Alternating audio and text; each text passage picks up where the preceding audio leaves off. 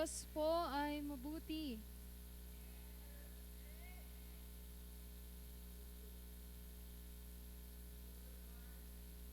That is good.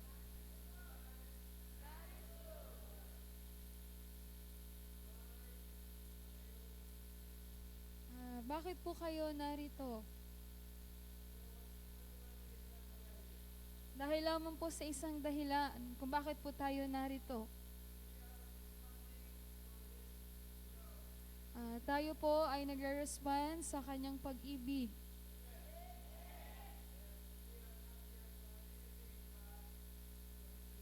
Opo, hindi po tayo narito dahil sa anuman, kundi dahil po sa kanyang pag-ibig.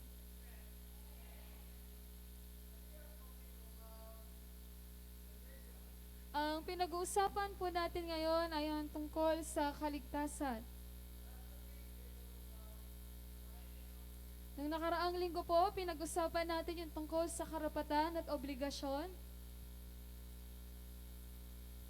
But when we hear the obligation, well, we are feeling it's not so light. Pero kapag naririnig po natin yung salitang obligasyon, hindi po magaan yung ating pakiramdam. All the time, we feel heaviness. Palagi po nating nararamdaman ay ang kabigatan. When we think about even salvation, our feeling is so heavy. At maging po, pag naiisip natin yung tungkol sa kaligtasan, mabigat po yung ating pakiramdam. Why do we feel salvation is heavy? At bakit po ba natin nararamdaman na mabigat po yung kaligtasan? Especially the church talks about obligation. At lalo na po yung ating simbahan ang pinag-uusapan ay ang obligasyon. Well, I know our message is a little bit different with others. At alam ko naman po na yung mensahe sa ating simbahan medyo kakaiba po kumpara sa iba. But still, we have to do our obligation. Pero patuloy po, kailangan pa rin natin gawin yung ating obligasyon. Today, you might feel obligation is light.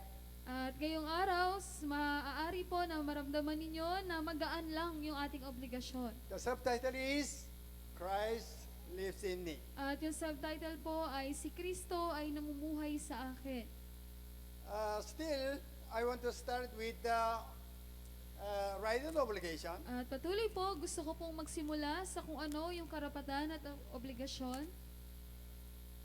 Our salvation has two faces, At yung ating nga pong kaligtasan ay may dalawang mukha. as two faces of 20 pesos coin. At katulad po na may dalawang mukha po yung 20 pesos na barya. Only one side lost value.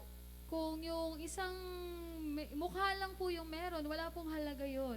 That's why two faces must be go together. Kaya kailangan, yung parehas po yung dalawang mukha na yan magkasama. This one, usually we memorize it. At ito po, madalas kabisado po natin. Galatians chapter 2:20. Nasa Galatians 2:20. Still, how many of you memorize it? Ilan po sa inyo yung kabisado pa rin po yan? This explains our right and obligation. Ito po, pinapaliwanag rito kung ano po yung ating karapatan at obligasyon.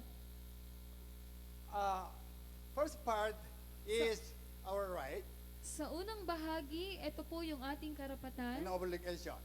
At sa baba po yung ating obligasyon. Do you feel obligation is heavy? At ang tanong po, nararamdaman niyo po ba na mabigat po yung obligasyon? Yes or no? Oo, hindi po. Yes or no? Yes. Yes. Or even come to the church in Linggo, Lord's Day, it's heavy. At kahit nga po yung pagpunta lang sa simbahan kada linggo, mabigat na po yan. Why do you feel coming to the church is heavy? Pero bakit po kayo nabibigatan sa pagpunta po sa simbahan? You consider it obligation.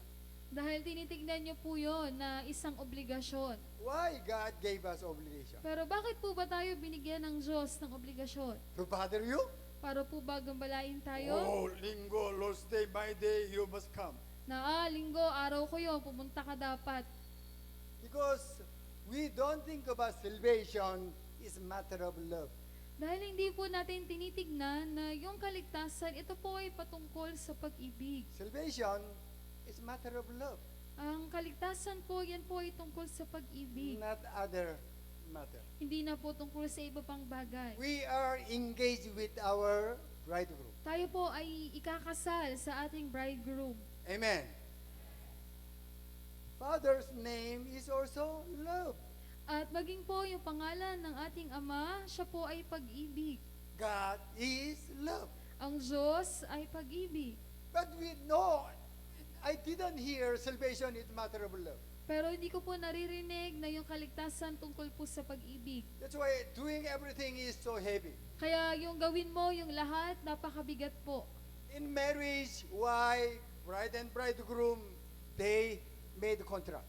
At sa isang kasal, bakit yung bridegroom tsaka yung bride gumagawa sila ng kontrata? Bother each other? Para ba gambalahin yung isa't isa? No. Helping them love more, and then fall into the love more deeply. Hindi po, kundi mas sila po ay mas umibig pa po sa isa't isa. Amen. If between husband and wife, they will not do their obligation, their love will be broken up. Kung sa pagitan po ng mag-asawa, sa babae at lalaki, kung hindi nila parehas gagawin yung kanilang obligasyon, yung pag-ibig nila mabibigo. I will do my obligation because I love you. Gagawin ko ang aking obligasyon dahil ikaw ay aking iniibig. Also, why you have to do your obligation? If you will not do, you are the one will go away.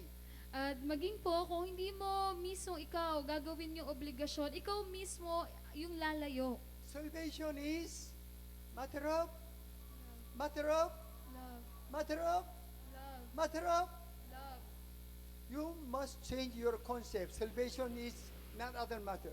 Kailangan niyo pong baguhin yung inyong konsepto. Yung kaligtasan po, hindi yan tungkol sa ibang bagay. Bible talks about what? Love. Ang Biblia, ang sinasabi lang niyan ay tungkol po sa pag-ibig. What human mostly consider is so important is love. Ano po yung madalas na pinapahalagahan ng mga tao, yun po yung pag-ibig. Why God asks us to do our obligation? At bakit po tayo sinabihan ng Diyos na gawin yung ating obligasyon? Because if we will not do our obligation, we are the one will go away from God. Dahil kung tayo mismo hindi natin gagawin ang ating obligasyon, tayo po ay lalayo sa Diyos. Our love between God and us will be cut. Na yung pag-ibig sa pagitan po natin at ng Diyos ay mapuputol. Because you consider, come to the church, even believe in God is matter of some business. Dahil tinitingnan niyo po na yung pagpunta sa simbahan, maging yung paniniwala sa Diyos para po siyang negosyo. Do you think being pastor is easy or hard? Sa tingin niyo po, yung maging isang pastor, madali po ba o mahirap? Huh? Mahirap? Do you think I'm doing my obligation is so hard? Sa tingin niyo po ba ginagawa ko yung obligasyon ko na mahirap? You don't understand me. Hindi niyo po ako nauunawaan. If I will not do my obligation, God will do something. Na pag di ko ginawa yung obligasyon ko, may gagawin yung Diyos sa akin. I am developing love with God. Ang binubuo ko po ay ang pag-ibig ko po sa Diyos. My love become bigger for Him. At yung pag-ibig ko para sa Kanya ay mas higit po na mas lumalaki lang lumalaki. Yes, physically or matter of greedy, yes, it's hard. Opo, sa pisikal o kung sa kasakiman lang, mahirap po. Honestly speaking, all human being has greedy.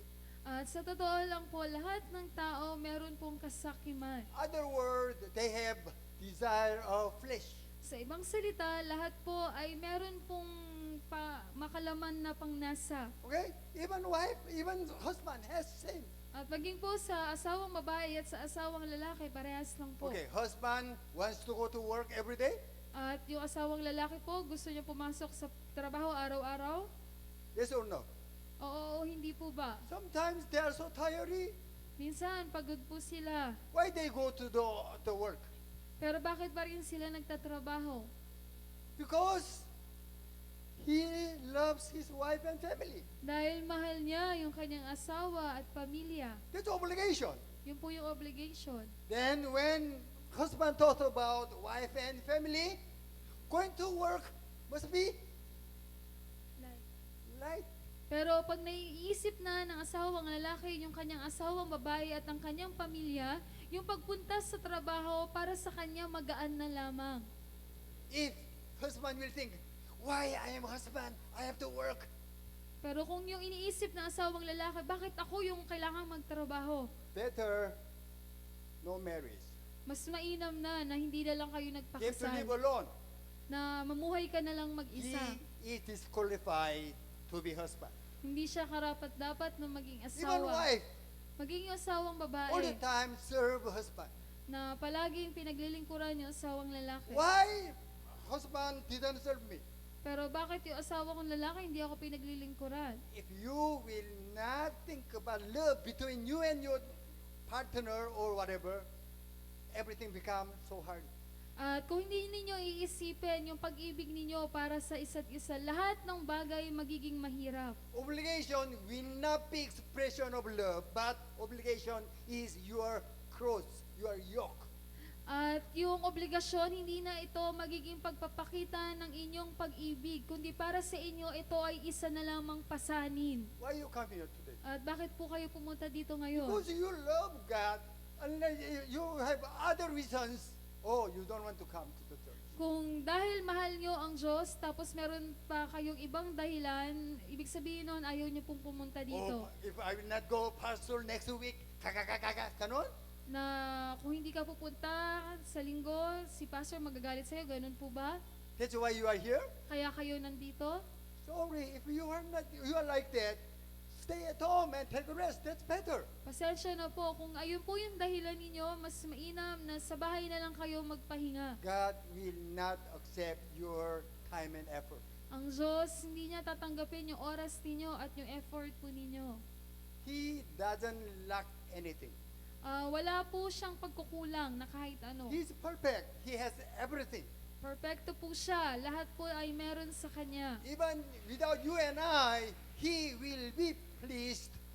Also, He will be honored by even angels, even by all creations. At kahit pa po wala ka at ako, siya po ay mapalulugdan at mapaparangalan sa pamamagitan ng kanyang ibang mga nilikha at mga anghel. This morning, when I was waiting for you at the gate, At kaninang umaga, habang naghihintay po ako sa inyo dun sa gate, Father, why I all the time talk about salvation, obligation, giving them so heaviness?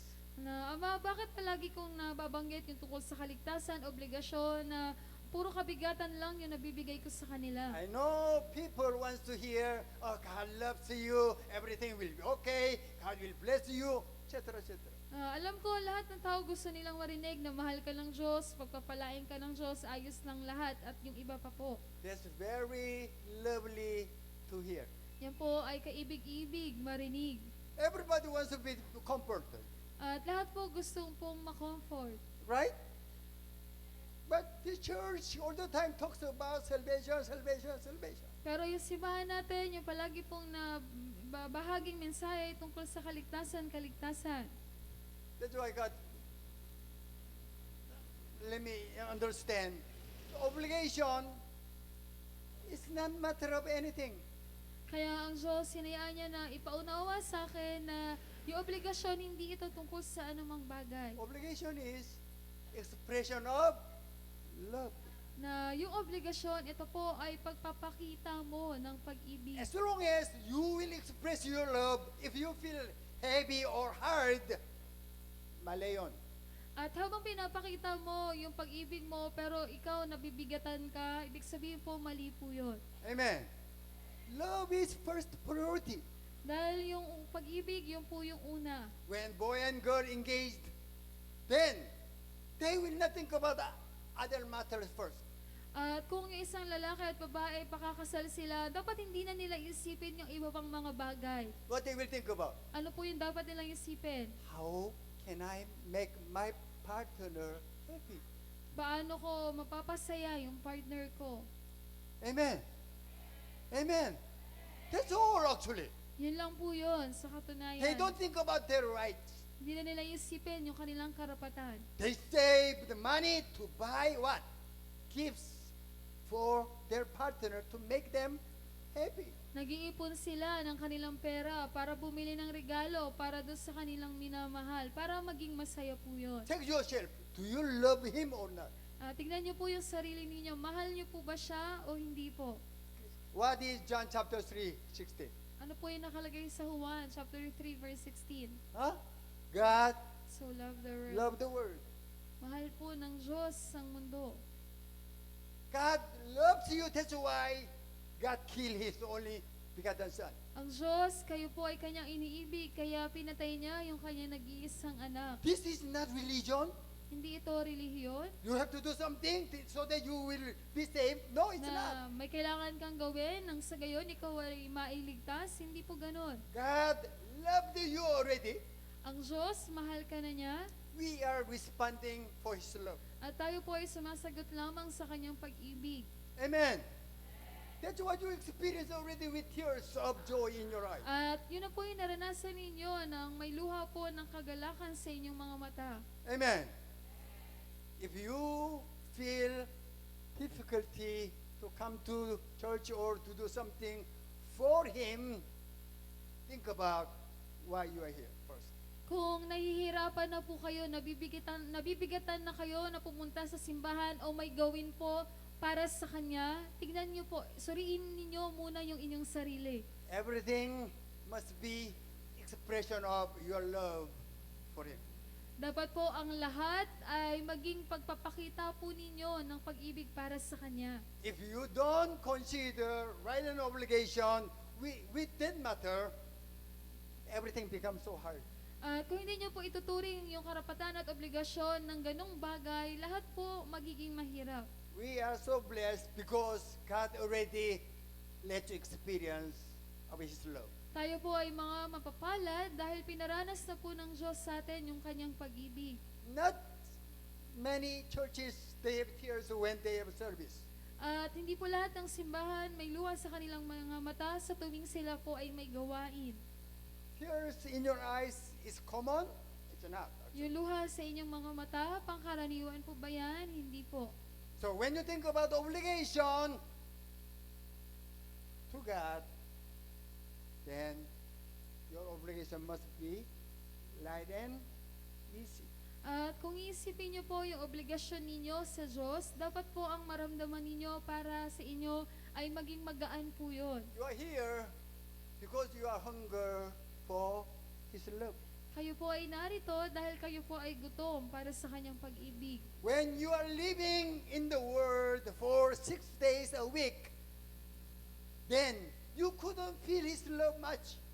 At kayo po ay namumuhay kasama ng mundo sa 6 na araw at hindi niyo po masyadong nararamdaman yung kanyang pag-ibig. Amen.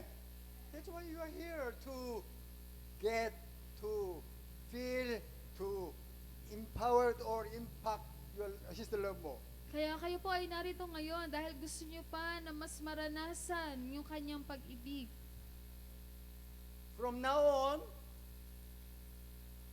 your obligation for Him must be light. At simula ngayon, dapat yung obligasyon ninyo para sa kanya ay mas maging madali If na. not, it's so heavy, it's okay. Even though you will not come to the church on linggo, still okay. You have to think about why you feel heaviness.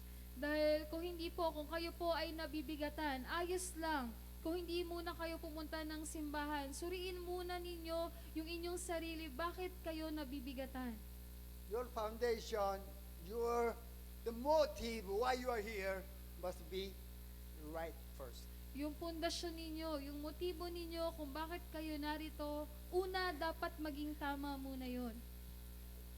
When you love other party, you don't think about your right much.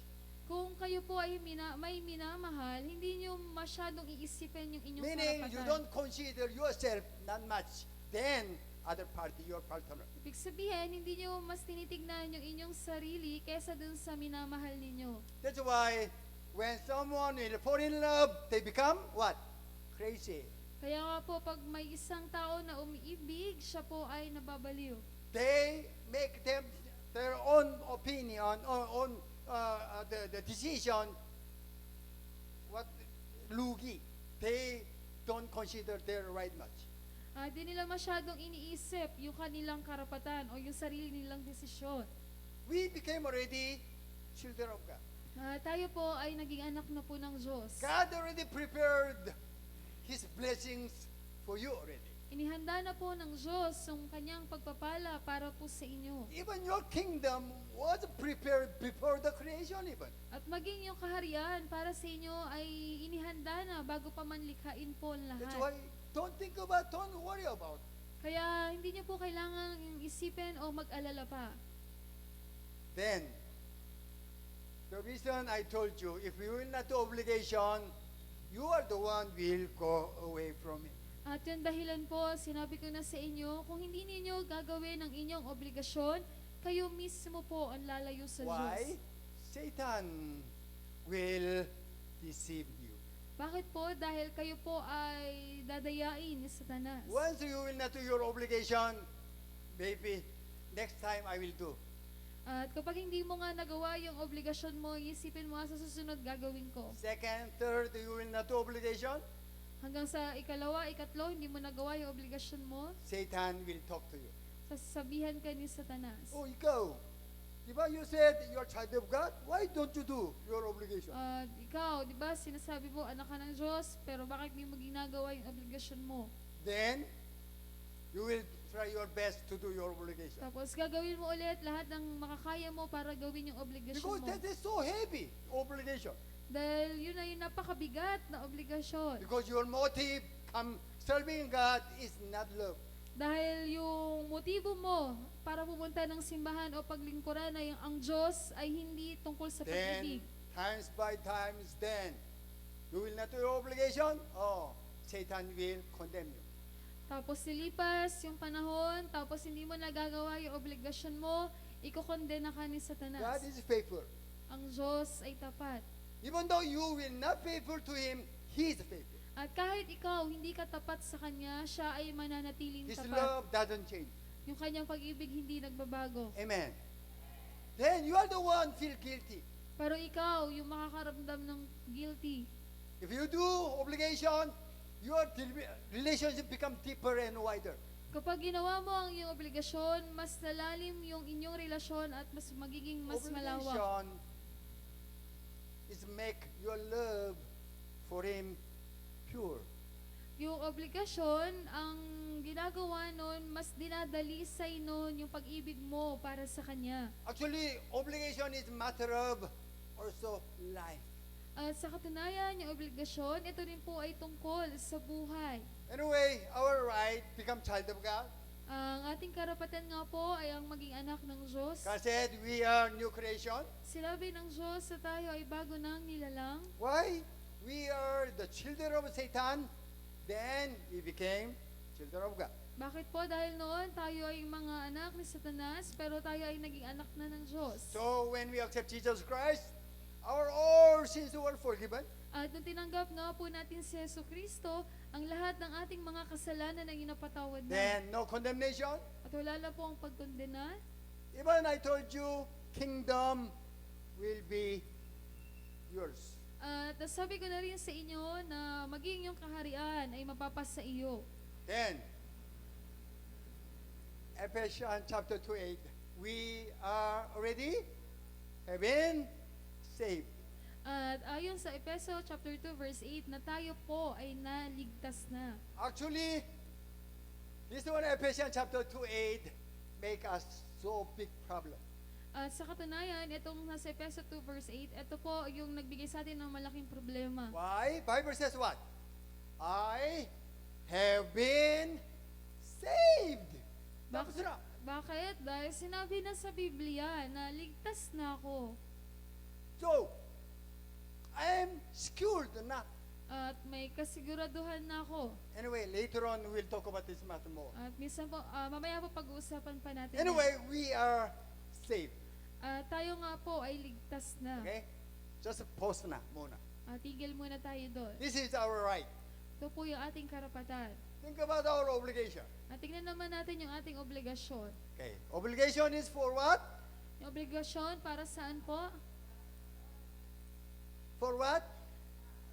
Love. Para po saan? Sa pag-ibig. If your concept, your understanding of obligation didn't change yet, oh, you have big problem already. Kung yung konsepto mo tungkol sa obligasyon ay hindi pa rin po nababago, yan po ay malaking problema. Then all the time you will struggle between your obligation and your right. At palagi kang magkakaroon ng paghihirap sa pagitan ng iyong obligasyon at karapatan. This one, Ephesians chapter 2:8 again. Ito po, muli sa Efeso chapter 2 verse 8. Then this is connected. Ito po sa verse 10, magkasunod po yan. may We'll read it. connection. Okay, kasi go. For we are God's handiwork, created in Christ Jesus to do good works, which God prepared in advance for us to do. God saved you, let you do something. Ang Diyos, iniligtas ka niya upang maipagawa po siya sa iyo. We thought about doing good works only. Oh, I must be good behavior. That's not actually. At iniisip natin na yung gumawa dyan ng mabuting gawa ay magiging mabuting tao ako. Sa katunayan, hindi po yun yung ibig sabihin niyan. Why? Which God prepared in advance for us to do. Bakit po? Dahil sinabi doon na inihanda na ng Diyos noon pa man yung gagawin po natin. God saved you because to do good works. Kayo po ay iniligtas ng Diyos para ano po? Para gumawa ng mga mabubuting gawa. Only people thought about, the children of God thought about good works. Oh, I will be good person. Ang iniisip po ng mga anak ng Diyos na mabuting gawa ay ako ay magiging isang mabuting tao. That's not talks about. God already prepared to do something for you. Hindi po yun yung sinasabi dyan. Ang sabi, ang Diyos may inihanda na siya noon pa man na ipagawa sa iyo. We interpret Ephesians chapter 2:8, I have been saved already. Tapos na, hindi. Tayo po, ini-interpret natin yung Ephesians 2:8 na ako ay ligtas na ibig sabihin nun, tapos na. I Pero accept hindi it. po ganun. I accept Jesus Christ. Tapos na, hindi. Na tinanggap ko si Yesu Cristo, kaya tapos na doon. Hindi po. If you will not do good works, then whatever you are saved become useless. Kung hindi mo gagawin yung mabuting gawa, kahit pa ikaw ay ligtas na, baliwala yun. Company hire you to do something. At yung kumpanya mo, ikaw ay hinired para may ipagawa po sa'yo. Oh, I am hired na. Na-hired na You ako. will not work. Tapos di ka magtatrabaho. What is the meaning of you are hired? Ano po yung kahulugan pa nung pagka-hire po sa'yo? God saved you to do something. Then you said, I am saved. Then you will not do what God wants you to do. At ang Diyos, iniligtas ka niya upang maipagawa sa'yo. Tapos hindi mo gagawin yung ipagagawa sa'yo dahil sabi mo ligtas ka na. Okay. Arrange it this one. Two parts. Dalawang bahagi po. This Ephesians chapter 8 and 10. Yung sa Efeso chapter 2 verse 8 at 10. Actually, purpose of salvation, why God saved you? Because God wants you to do good works. At sa katunayan, yung layunin ng kaligtasan, kung bakit kanya iniligtas, ay upang ipagawa sa'yo yung mabuting gawa. Still, God doesn't want to bother you. At patuloy po, ayaw po kayong gambalain ng Diyos. God loves you first. Ang Diyos, una niya kayong minahal. God want you respond to His love. At ang Diyos, nais niya na kayo ay sumagot sa kanyang pag-ibig, Okay, I love you. na mahal kita. If you will do what hate, what will happen to our love? At kung yung gagawin mo ay kung ano yung ayaw ko, ano kayang mangyayari dun sa pag-ibig natin? I love you, then I said, don't do that. I hate it. Sinabi ko na mahal kita at ayokong gawin mo yan dahil di ko yan If gusto. my party will do what I hate, Pero kung yung minamahal ko ginawa kung ano yung ayaw ko, what will happen? ano pong mangyayari? Broken. Masisira. Why other party do what I hate? At bakit ginagawa nung mahal ko na yon yung ayaw ko? Because other party didn't understand my love. Dahil hindi niya naiintindihan yung pagmamahal ko sa kanya. Amen. That's why God told you, don't do that. Kaya sinabi ng Diyos sa'yo na wag mong gawin yan. If you do, I'm okay. I still love you, but you are the one who will go away. That pag ginawa mo yan, ako sa bahagi ko, ayos lang ako. Pero ikaw, pag ginawa mo, lalayo ka sa akin. Other words, God said, if you will do what I hate, you will die. Sa ibang salita, sinabi ng Diyos, kung gagawin mo yung ayaw ko, ikaw ay mamamatay. You will go away from me, meaning you will die. Ikaw ay lalayo sa akin, ibig sabihin nun, ikaw ay mamamatay. Easy? Yes, easy. It's so easy naman. Madali po? Opo, madali lang po yun. Because your answer proves what you thought about your obligation.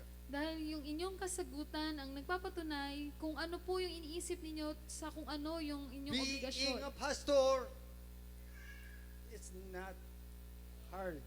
Yung maging isang pastor, hindi po mahirap. Yeah, physically, my earthly desire, greedy, yes, it's hard. Opo, sa physical, yung makamundo kong nasa, yung pagiging sakim, mahirap po. But in love, matter of love, it's so easy naman. Pero kung patungkol sa pag-ibig, napakadali po. I do because I love him. Ginagawa ko to dahil mahal ko po siya. I don't want to hurt him. At ayoko po siyang saktan. That's all. Yun lang po yun. What I did wrong, I know. He doesn't like what I do. Sorry. At kung may nagawa ko mali at alam ko na ayaw niya yung ginawa ko, hingi po ako ng tawad. I don't want to be cut. Ayoko pong maputol.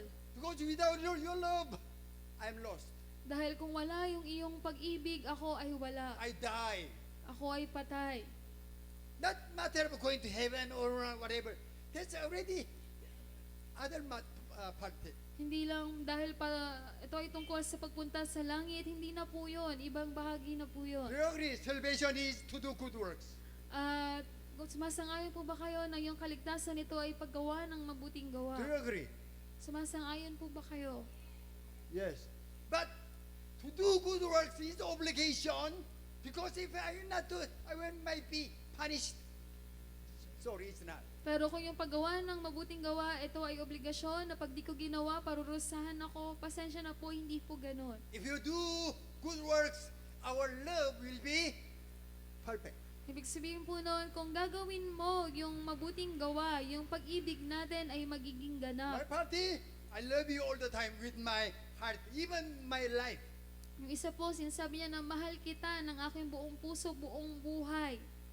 When you do your good works, meaning you will not be bothered about your love for me. At kapag ikaw ay gumagawa ng good works, ibig sabihin, hindi ka nagagambala ng pag-ibig ko para sa'yo. Amen. That's why God said, you must love me. Kaya sinabi ng Diyos, dapat mahalin mo ko. Even Jesus will come, first question, do you love me? At maging sa muling pagbabalik ni Jesus, yung unang itatanong niya, mahal mo ba ako? Amen. That's what God wants to know your heart. Yun lang po yung nais ng Diyos na malaman sa inyong puso. Amen. So, good works must be light. At yung paggawa ng mabuting gawa, dapat po maging madali po Okay. yan. This fulfilling God's purpose. At yun po yung pagtupad ng layunin po ng Diyos. Amen. Then, what is you have been saved? At ano po yung ibig sabihin na kayo ay nailigtas na? Yes, first step for fulfilling God's purpose.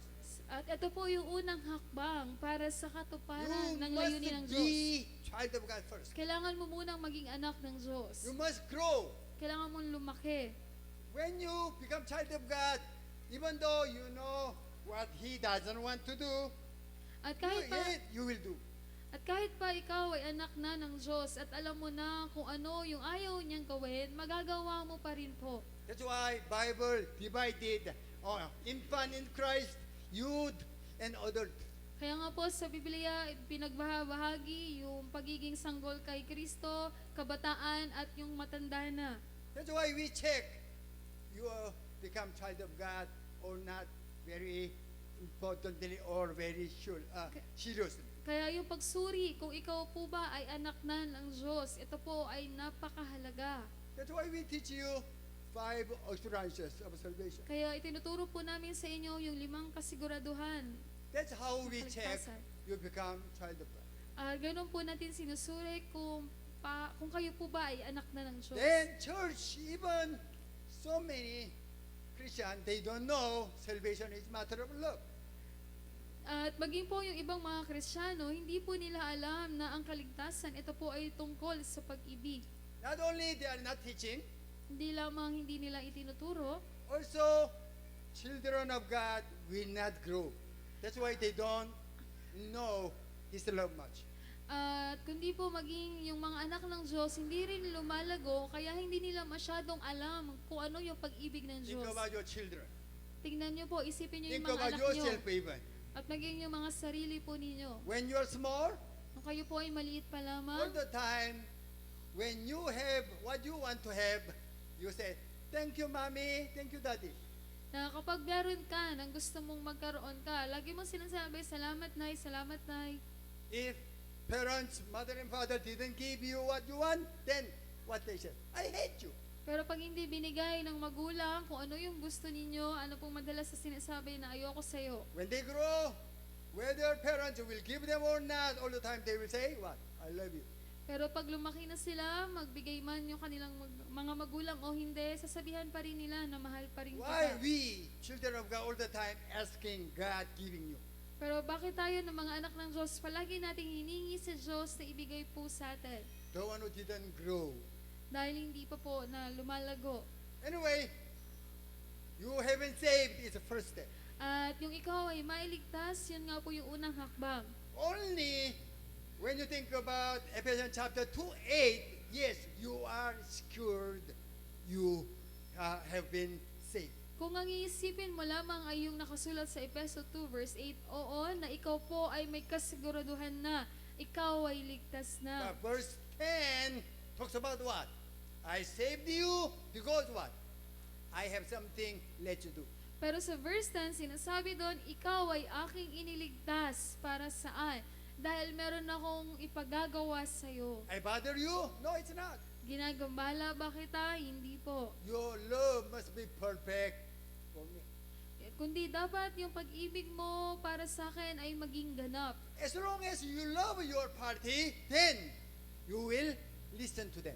At basta po, minamahal mo yung inyong partner, makikinig ka po sa kanya. Amen.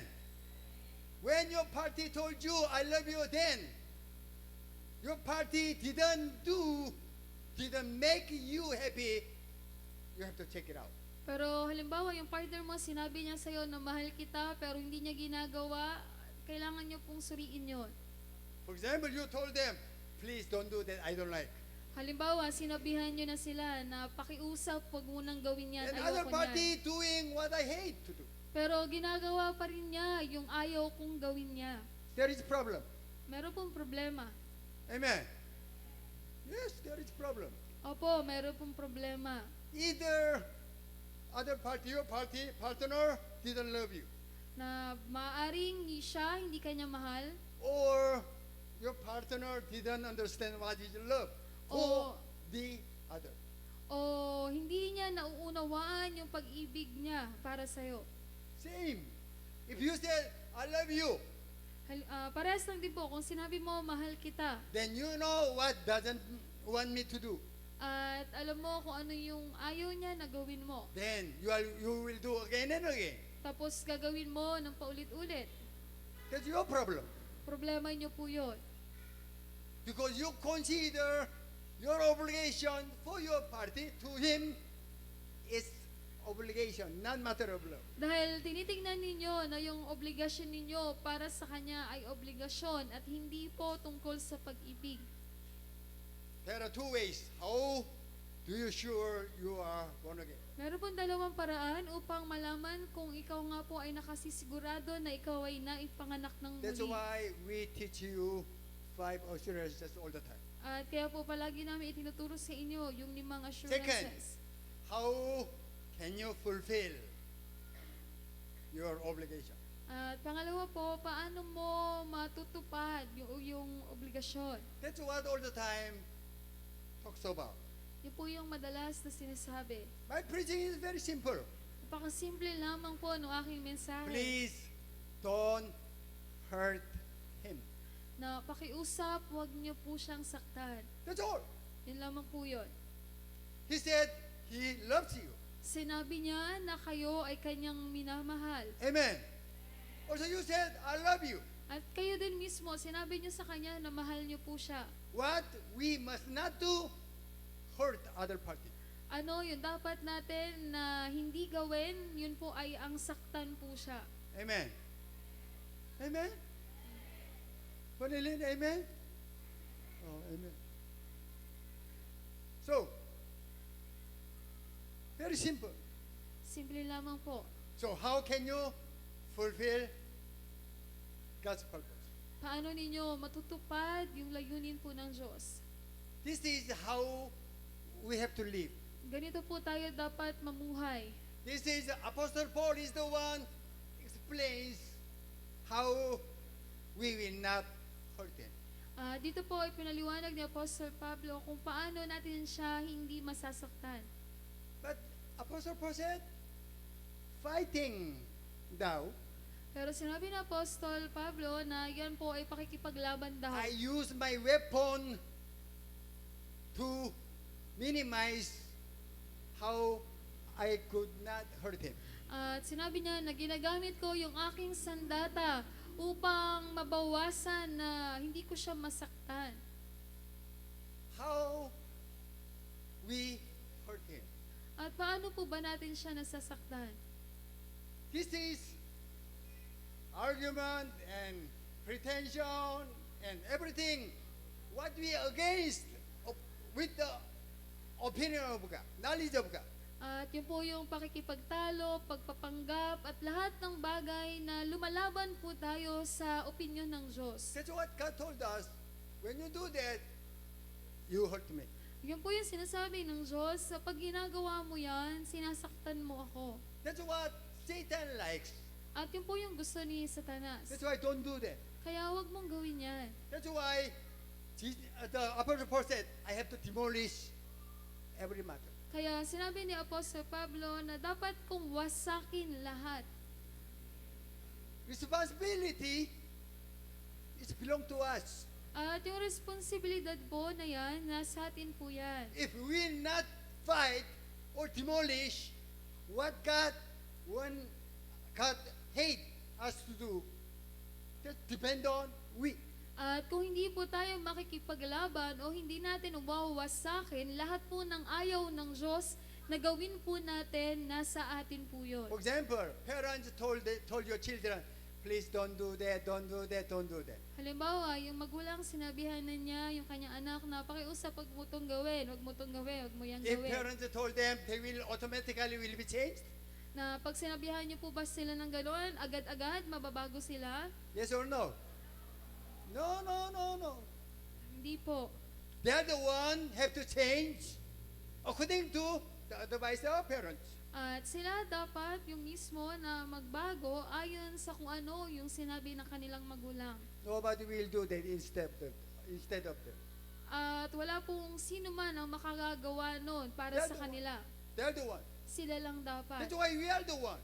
Kaya tayo rin po, tayo lang dapat. As long as you know what God doesn't want us to do, then you are the one have to do. At basta alam mo na kung ano yung ayaw ng Diyos na gawin natin, tayo mismo yung dapat na huminto po doon. That's why Apostle Paul is the one demolish for other matters.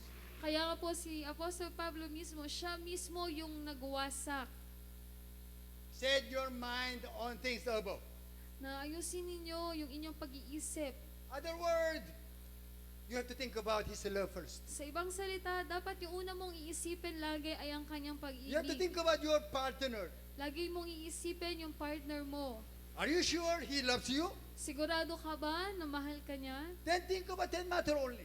At yun lang din lagi mong isipin. You are said you are for in love with Him. Sinabi mo na mahal mo siya. Amen. This one set your minds on things above. What is that?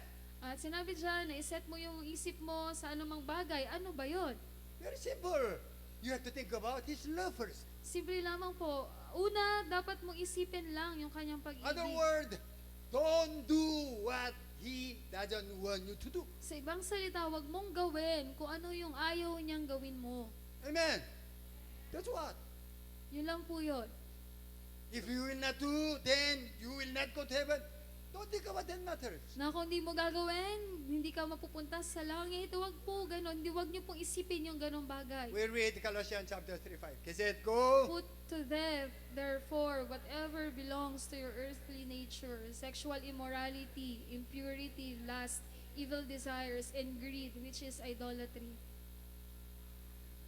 You are the one have to kill them. Ikaw mismo, yung dapat pumatay. Other words, simply, your flesh will tell you, oh, sleep muna because you are so tired. Sa ibang salita, halimbawa, yung laman mo sasabihin sa'yo, tulog ka muna kasi pagod ka. Don't follow. If you have appointment date with your loved one, Na wag mong sundin yun, lalo na kung ikaw ay makikipagkita dapat sa iyong minamahal. even you're so tired or whatever, why? Then you will go to your lovely partner. At kahit pa ikaw ay pagod o inaantok, ikaw ay makikipagtagpo pa rin sa iyong mahal. That's expression of your love. Yan yung pagpapakita mo ng iyong If pag-ibig. you say, honey, darling, I'm so tired, that's why I cannot meet you today. Pero pag sinabi mo, mahal na, pasensya na, pagod kasi ako ngayon, hindi mo na kita tatagpuin. If your partner will tell you, better broken up. Kung yun yung sasabihin sa'yo ng partner mo, mas mainam na makipaghiwalay na lang. Even your company, you will say, oh, di ba contract, I know, I have to work, but I'm so tired, what company will do? Pero kung mag-isa kumpanya, kung sasabihin mo na, di ba, alam ko yung kontrata na kailangan ko magtrabaho, pero pagod ako ngayon, hindi mo na ako What papasok. company will tell you? Ano po sasabihin ng kumpanya? Oh, you don't need to come to the company. Hindi mo na kailangan pumasok, sige. You take rest in your house all the time. Magpahinga ka na lang sa bahay ninyo palagi. How much more He loves you than you told Him, I love you. Gaano pa po kaya na siya ay iniibig kayo at kayo mismo sinabi nyo rin sa kanya na mahal nyo po siya? Do you try to cheat Him? At sinusubukan nyo po ba na I love lokohin you, siya? that's why I need something to receive from you. Na mahal kita at kailangan ako galing sa'yo? No, it's not. Hindi po ganon.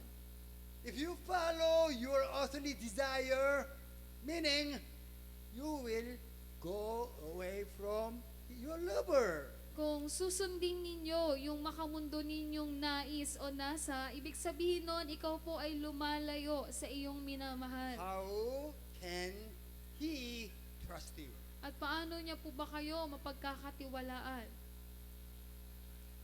You cannot enjoy love between you and your partner Hindi mo ma-enjoy yung pag-ibig ninyo sa isa't isa. until you have no doubt, no bothering between you and your lover. Then you said, I'm happy.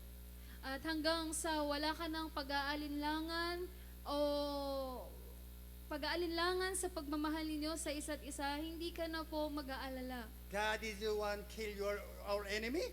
na ang Diyos pinatay niya yung ating kaaway. Already God overcome. Ang Diyos, napagtagumpayan niya na po yun. But we are the one, according to the Bible, have to fight. Pero ayon sa Biblia, tayo mismo yung dapat na lumaban. Why we fight? Bakit natin kailangan lumaban?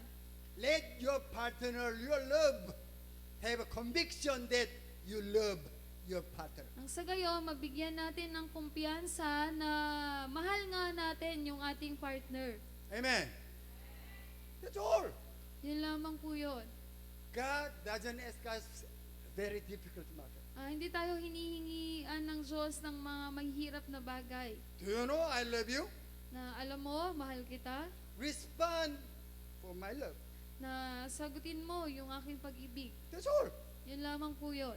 Why we become children of God? At bakit po ba tayo mga naging anak ng Diyos? God said, I love you because I killed my son to prove how much I love you. At sinabi ng Diyos na mahal kita at pinatay ko ang aking nag-iisang anak upang patunayan sa iyo kung gaano kita kamahal. This is not religion. Hindi po ito relihiyon. Yeah. If your motivation is not love, anytime you can go away from God. At kung yung motibo mo hindi pag-ibig, kahit anong oras ikaw po ay lalayo, aalis sa Kanya. Yes. As long as you got what you want from Him, whatever, then bye-bye.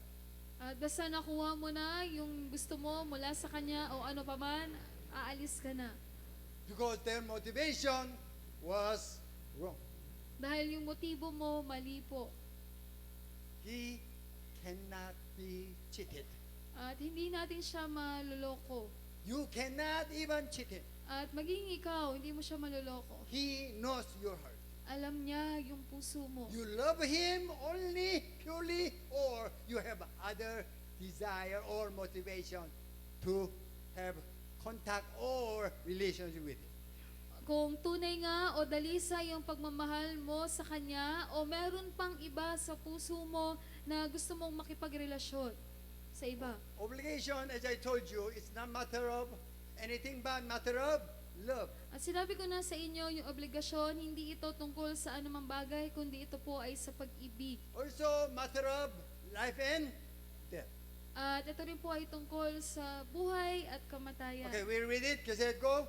Those who live according to the flesh have their mind set on what the flesh desires. But those who live in accordance with the Spirit have their mind set on what the Spirit desires. Yes. Their motivation, depend on their motivation, they will die or they will live. At nakadepende sa kanilang motibo kung sila po ay mabubuhay o mamamatay. We read Romans 8:6. Kasi go. The mind governed by the flesh is death, but mind governed by the Spirit is life and peace. Same topic we are talking about. Paras lang po na usapin yung pinag-uusapan po natin.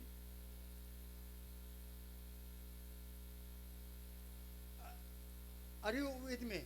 Nakakasunod po ba kayo? Other one. At yung isa pa po. We read together. Kasi go. Those who Go. live according to the flesh have their mind set on what the flesh desires. The mind governed by the flesh is death. But those who live in accordance with the Spirit have their mind set on what the Spirit desires. The mind governed by the Spirit is life and peace. Your love will be cut if you don't kill. Even other word, you will not do your obligation. At yung pag-ibig nga po na yon ay mapuputol kung hindi po kayo makikipaglaban. Sa ibang salita, kung hindi ninyo gagawin ang inyong That's obligasyon. why obligation must be light Kaya and easy. po, yung obligasyon ay dapat mas maging magaan at madali. Amen.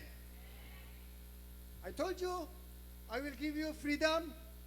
If you don't feel matter of love with God, just take a rest in your house. At sinabi ko na sa inyo, binibigyan ko na kayo ng kalayaan. Kung hindi naman ninyo na yung motibo ninyo ay ang pag-ibig ng Diyos, sa pagmamahal sa Diyos, pwede na kayo magpahinga na lang sa bahay ninyo. Why we are here? At bakit po tayo narito? Because we want to know His heart. Dahil gusto nating malaman yung nasa puso We niya. don't want to hurt Him. Ayaw po natin siyang saktan. I thought He likes this one. Na akala ko ito yung gusto That's niya. why I did it, so that He will be happy. Kaya ginawa ko to para maging masaya siya. But when we study the Bible, when we hear the sermon, then, oh, He doesn't like it. He hates it. Pero nung pinag-aralan natin yung Biblia, yung mensahe, nalaman natin, hindi pala niya to gusto, ayaw niya pala to. We will know it, what we must not do, then we will be serious to do that matter again and again. At malalaman nga natin kung ano yung ayaw niya na hindi dapat nating gawin, at tayo ay mas magiging seryoso na hindi gawin yun. The one who didn't love God they cannot make God happy. Siya na hindi nagmamahal sa Diyos, kailanman hindi niya mapapasaya ang Diyos. Also, they cannot submit to God. At hindi rin sila makasusunod sa Diyos. Why? Because they want to be satisfied. Bakit po? Dahil gusto lang nilang makontento. When you say, I love you, then you will think about your desire, your greedy first. Na pag sinabi mo, mahal kita, tapos yung una mong iisipin, yung kasakiman mo lang, yung nais mo lang, You make me happy first. na pasayahin mo muna ako. That's the biggest problem between husband and wife. Ayun yung pinakamalaking problema sa pagitan ng mag-asawa. Man, human, husband and wife cannot be satisfied. Yung tao, yung mag-asawa, kailanman hindi yan makukontento. That's why all the time, when you think about yourself, all the time there is complaining. Kaya palagi, kung yung iniisip mo lang ay ang iyong sarili, palagi kang nagrereklamo. But when you say, I love you, then you are not thinking about yourself. You are thinking about other party. How can I make other party happy? Pero pag sinabi mong mahal kita, dapat hindi mo na iniisip yung iyong sarili, kundi yung partner mo na, kung paano mo siya mapapasaya. Amen. Don't doubt His love. Huwag niyo po pagbigyan ng alinlangan yung kanyang We pag-ibig. believe God killed His only Son to prove how much He loves us. Naniniwala tayo na ang Diyos pinatay niya yung kanyang nag-iisang anak upang patunayan po sa atin kung gaano niya tayo That's what kamahal. Romans chapter 5:8. Yun po yung nasa Romans 5 verse 8. He demonstrate, people, human, you know how much I love you. Pinakita niya na kayo, mga tao, alam niyo ba kung gaano ko kayo minamahal?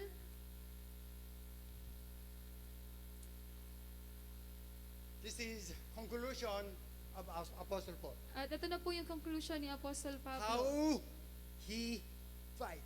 Kung paano siya We lumaban. read it together kasi go. Therefore, I do not run like someone running aimlessly. I do not fight like a boxer beating the air. If you do not understand it, whatever they do is a beating air. Sila na hindi nakakaunawan ito, anuman yung ginagawa nila para lang silang sumusuntok sa hangin. They don't know what they have to be corrected. Hindi nila alam kung ano yung dapat nilang tuwirin. They don't know how to make other party, their partner, happy. At di rin nila alam kung paano mapapasaya yung kanilang partner. This one make us very serious.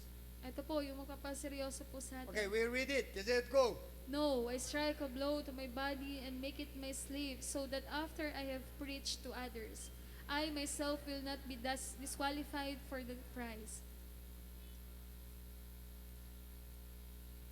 Even Apostle Paul worried about himself. At maging po si Apostol Pablo, inaalala niya yung kanyang sarili. Apostle Paul, we know he matured already. At alam natin si Apostol Pablo, siya po ay matured na. But anytime he could follow earthly desire, then something happened, love between God and him. That's why he worried. Pero kahit anong oras, maaari din niyang masunod yung kanyang makamundong nasa at maaaring may mangyari sa pag-ibig niya at sa Diyos. At ayun yung pinag-aalala po niya. If there is no enemy, everything will be okay. At kung wala namang kaaway, lahat naman po magiging maayos. Enemy watch over you. Pero yung kaaway laging nakatingin Then sa'yo. enemy will attempt you. At yung kaaway na yon tutuksuhin ka. Diba, you are maganda, you are so intelligent, then why someone look at you, look down at you? Na 'di ba maganda ka, matalino ka, pero bakit ang bumababa yung tingin nila sa iyo? Satan will trigger your pride. Si Satanas, iti-trigger niya yung pride mo. Also, Satan let you see the faults of your partner. At papakita ni Satanas sa iyo yung hindi maganda dun sa partner mo. That's why Apostle Paul beat himself all the time. Kaya si Apostle Pablo palagi niyang hinahampas yung sarili niya. Other words, he was so alert to do this one, make him please, or this one. Sa ibang salita, alerto siya na ito ba, makakalugod ba to sa kanya o hindi? Ito ba, makalulugod sa kanya? If you love your partner, then you must be sensitive. At kung ikaw, mahal mo yung partner mo, dapat maging sensitive ka. Amen. That's why when you have date, what do? You see so many times in mirror. Diba? What you do? Why you do?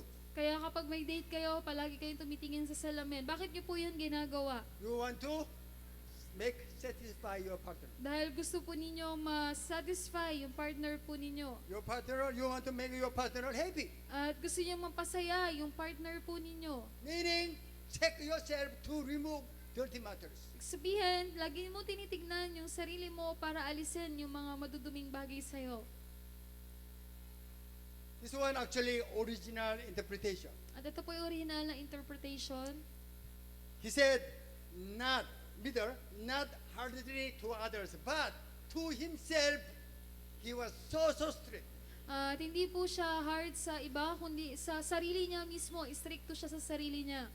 This morning, also I talk about right and obligation. At ngayong umaga, pinag-usapan din natin tungkol sa karapatan at obligasyon. But obligation is not matter of anything, but matter of love. Pero yung obligasyon, hindi yan tungkol sa anumang bagay, kundi yan po ay tungkol sa pag-ibig. This was our theme for youth camp.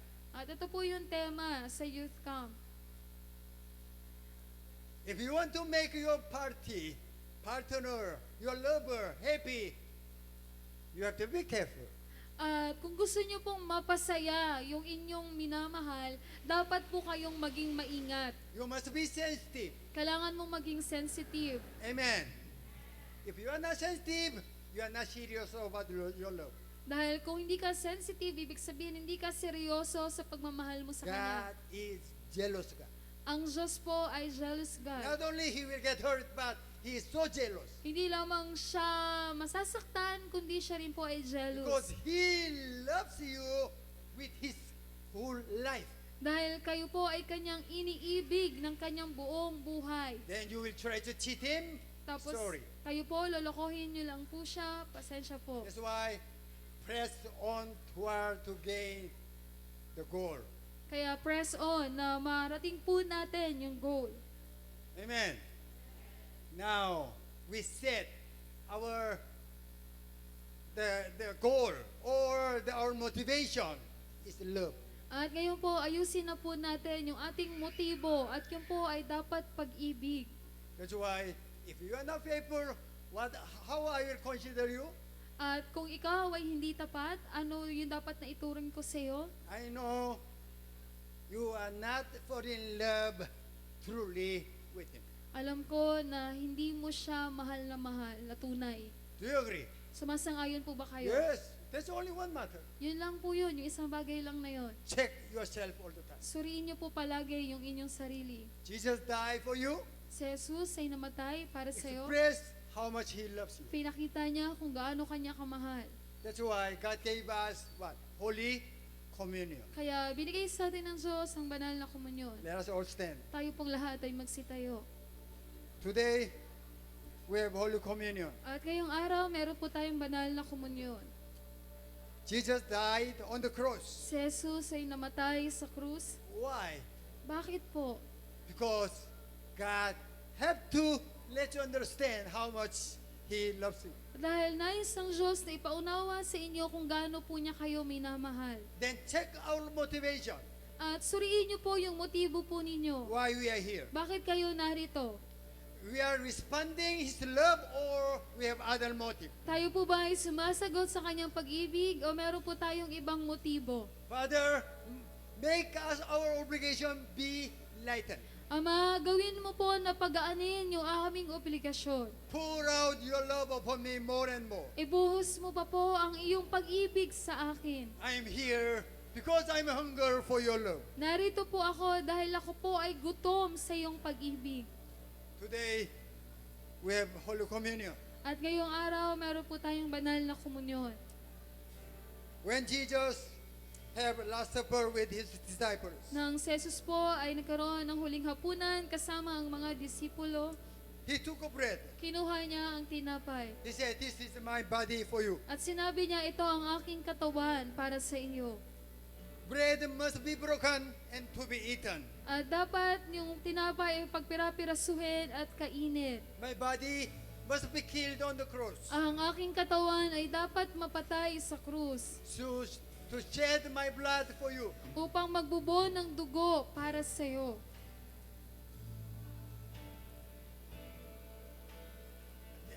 There is bread. Narito po ang tinapay. This is symbol of body of Christ. Ito po ang simbolo ng katawan ni Kristo. This bread must be broken up, At itong tinapay ay dapat mapagpira-piraso. must be eaten by you. At dapat iyong makain.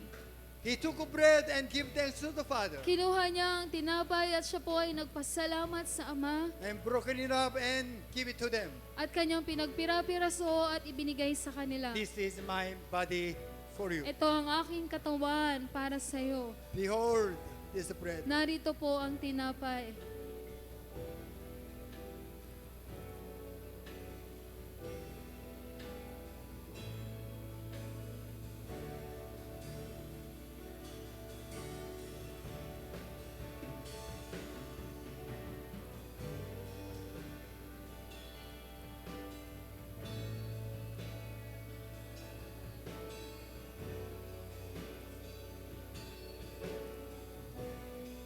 Come forward, take bread. Maaari na po kayong pumunta sa harapan at kumuha po ng Hallelujah. tinapay. Father, I ask you to pour out your love upon your people. Hallelujah. Father, that's the idea. That's what you promise us. Hallelujah. Oh, Father, we thank you for your love upon your children. Hallelujah. You killed your only begotten Son for your children. Hallelujah. Hallelujah.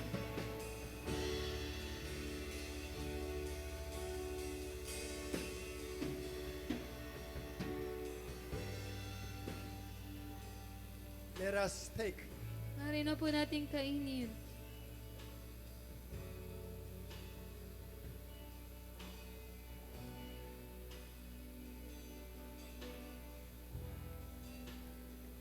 In the same way, he took the cup At ganoon din naman, kinuha po niya ang saro. and gave thanks to the Father. At siya po ay nagpasalamat sa Ama.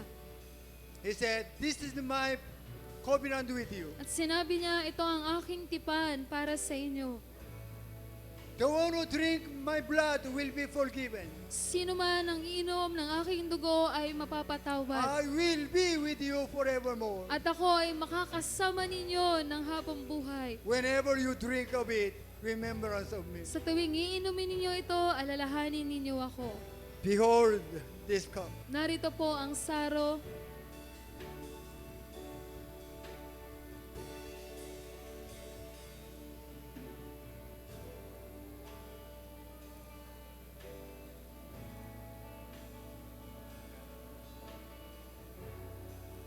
Come forward, take cup. Nari na po kayong kumuha. Hallelujah. Oh, Father, you let your Son shed blood for us. That is expression of your love. We are convinced by your love. Oh, Father, we thank you. Oh, Father, we thank you for your love. Hallelujah.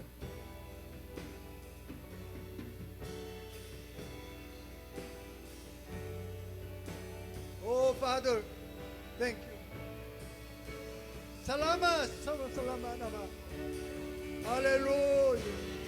Hallelujah. Oh, Father, we thank you. Let us take. Nari na po nating inumin.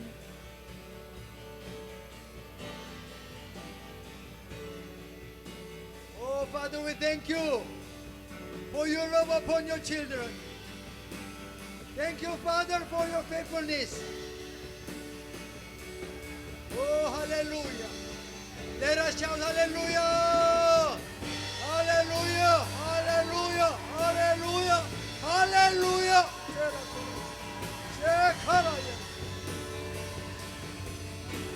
Father, Shekarayara Karayara.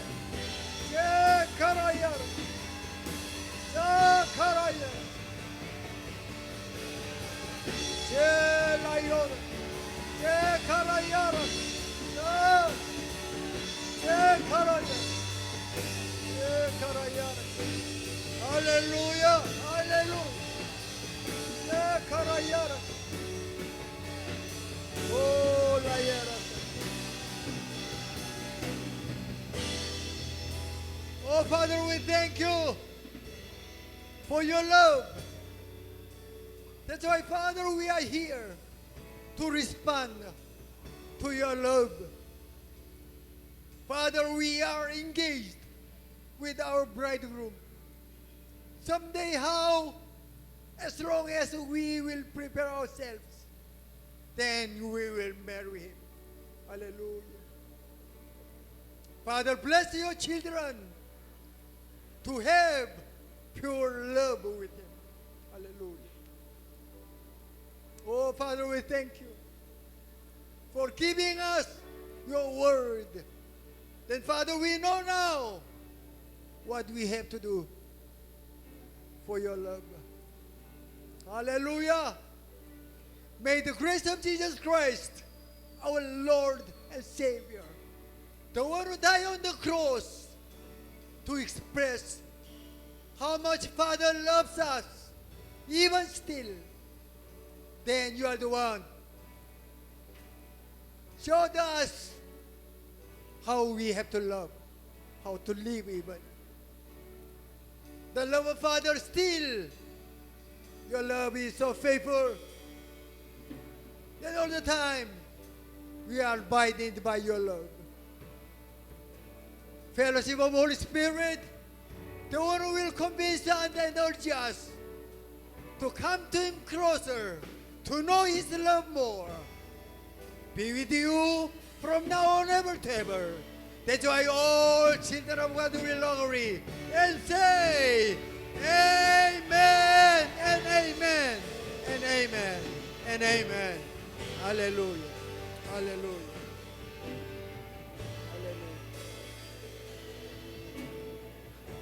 You might be seated for announcement.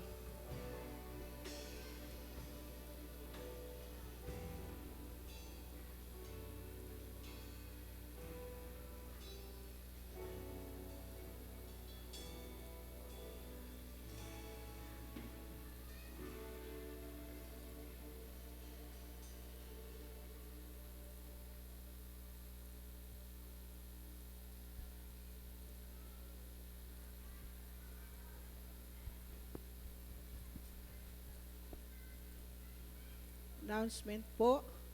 So, every Lord's Day po natin, alas 8 po. So, patuloy po yung aming pakikiusap, wag po tayong malate.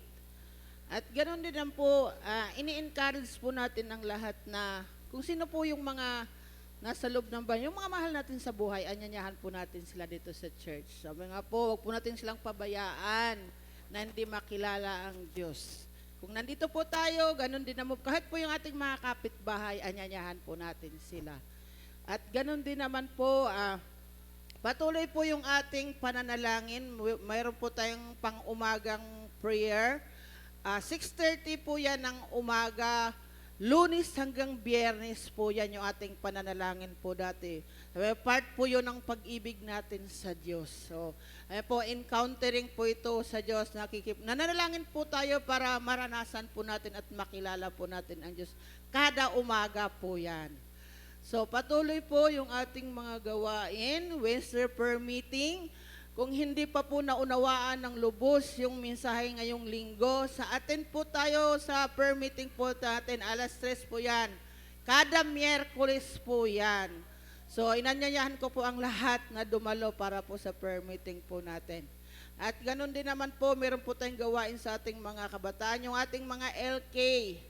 So, 13 pababa, yung kanilang edad, yung mga maliit po nating mga chikiting. So, padala po natin sila dito lahat. So, para batang-bata pa po, makilala na po nila ang Diyos. So, ganun din po sa gawain po natin ng 1:30 po yung ating youth and YA. So lahat po ng kadalagahan at kabinataan po nating mga anak, apo.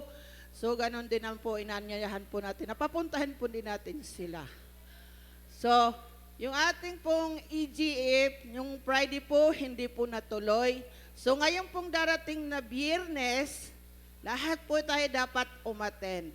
So gaganapin pong muli yung ating EGF sa darating na Biyernes, 7:30 ng gabi po yan. So, yun po, patuloy po kaming nagpapasalamat para sa nagdadala ng isang dakot na bigas. Maraming salamat po. Lahat po ng yan ay mapunta doon sa mga widow po natin, poor po natin. So, maraming salamat. So, kung hindi pa po tayo nagdala, yeah. So, coming Friday, ang EJF po natin. Ngayong Biyernes na darating, muli gaganapin po natin yung ating EJF. Hindi po natuloy nung nakaraang Biyernes kasi umulan po ng malakas. So, ngayong Biyernes, tuloy na po yan. Bumagyo.